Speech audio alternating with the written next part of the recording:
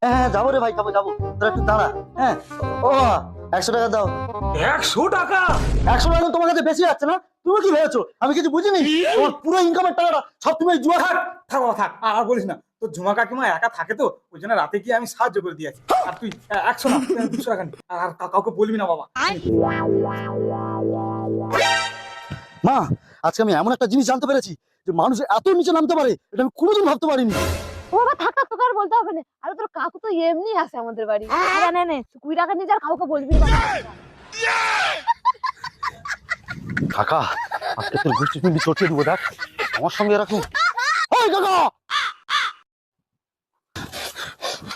শুয়ারের বাচ্চা, তোর কুসুমিটি চটকে দেবো, দেখ তোর সাহস কি করে হয় আমার মার সঙ্গে অবৈধ সম্পর্ক রাখিস? আজ 25 বছর পর জানতে পারলি বাবা, আয় নিজের বাবার বুকে আয়। আয় না বাবা, এ তো আরো বড় শান্তির ছেলে।